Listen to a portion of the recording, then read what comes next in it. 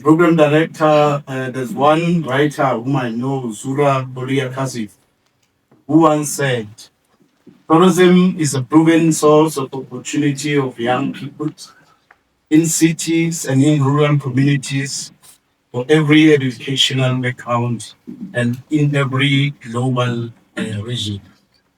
I'm saying this words or beginning with these words because I think at some point they capture precisely why learners are gathered here today. You actually represent something very remarkable. The first generation who will inherit the Mdtp conservation area, not as a distant policy document, but as a living, breathing landscape that stretches across the borders of Lesotho and South Africa, as stated by Mr. Mdlalose earlier.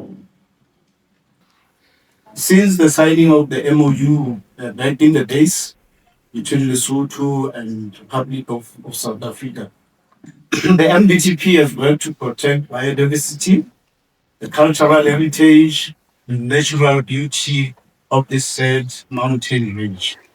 But conservation without the next generation is conservation with an expiry date. That is precisely why we brought you young people here today to avoid the expiry date. You must continue with the issues relating to biodiversity and conservation. Tourism, biodiversity, and conservation, they are interlinked, they are intertwined, and they are married to each other. Without tourism cannot exist without conservation and biodiversity, and vice versa. Because when you visit a protected area, let's say for an example, I'll do a typical example when it comes to Golden Gate. Like in that decade, was saying, we have a hotel within a national park. So what it meant is that what he meant by that is that for the hotel to come, if the clients are visiting and they're here to stay over at the park or at the hotel or at the resort, what is it that they can do within the borders of the resort? So clearly we have different things that we are offering. We are offering them things like your game views, the scenic that you are seeing outside, like your mountains that we have here. So those things, for them to be able to exist, we need to conserve them. So that is why I'm talking about the conservation and biodiversity. So it's a slight difference between the conservation and biodiversity. Conservation clearly speaks to the protection and careful management of natural resources that we have within the protected areas that we are managing. That is, we need to the resources that we find within the protected areas, like your dams, your natural streams, your plants, your animals, even your ecosystem at large. And then the biodiversity, it talks about the biological living organisms that we have at large. We're talking about your genetic biodiversity, like we know, in order to distinguish between a black wildebeest and a blue wildebeest, you need to have genetics that can indicate to you that these two the animals, even though they are under one family, but they are different. It also talks to the plants. You know, as like we have preferences when it comes to people, even animals, they also have preferences when it comes to habitats. In the habitats that they fit on.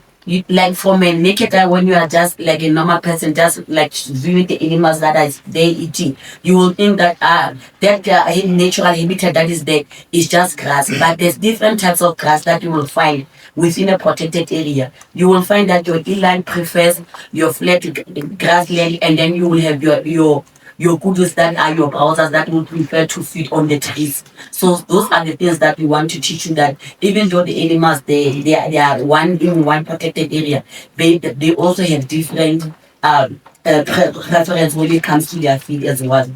And it also talks to the ecosystem that we also have to control. Yes, so what are the benefits of tourist guiding, right? It encourages the growth of the regional tourism markets and groups. So your main responsibility as a tourist guide, as you do your work as a tourist guide, is that you're actually marketing your destination. And so it's not only for you, your own benefit, because if they are satisfied with the service that you provide, of course they will come back or they will tell other people that no, we went to Golden Gate and the experience was more than satisfactory. Right? Um, Local communities participate in tourist guiding. Not far from here, there's a place called Tabanatwana Tourism Site. So what happened there was a couple of youth that went, it's a tribal land, they went to the tribal authority and asked to utilize the land for tourism activities, right? That was then granted. So they have then, what you call camping, hiking. The community is now involved with in tourism. So it doesn't actually need a lot of money to start. You just look to them, know where to go, right? In that sense. Again, yes, development of rural communities. I think the same example that I cited now also then suffices here. So I'm also trying to say we don't work in silos as the Maluti Drakensberg Transfrontier Conservation Area. And I just want to also emphasize that it's commonly the Mdtp or Maluti Drakensberg Transfrontier Conservation Area is also commonly called the Mdtp.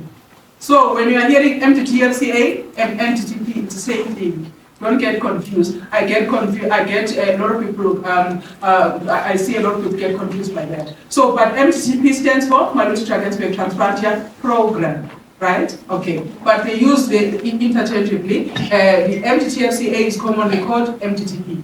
Okay. So this one specifically is between Lesotho and South Africa. Remember, we said TFCA is a large area that is shared, that is managed with ecological area managed by 2 or more countries. This one is between SA and Lesotho, and it was formed in 2001 on the 11th of June. And to formulate it, these 2 countries did not want to say have a gentleman's agreement in deciding on this collaboration. They wanted to demonstrate their commitment between the 2 countries by doing what? By signing a memorandum of understanding, understanding, right? That is the MOU there.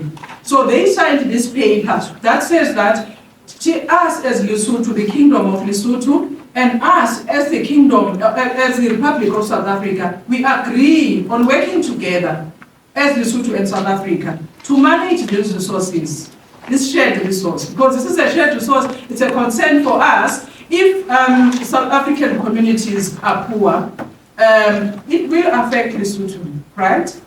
If there is issues of lack of employment and poverty on the Lesotho side, it will affect South Africa. So this tourism growth partnership plan, it has 5 pillars. It also has 5 pillars, like the 5 A's of tourism. So the pillars of the TGPP are 1, ease of access. That's the first pillar. The second pillar is coordinated destination marketing. The third pillar is tourism safety and security. The fourth pillar is tourism product development. The fifth pillar and the last one is job creation.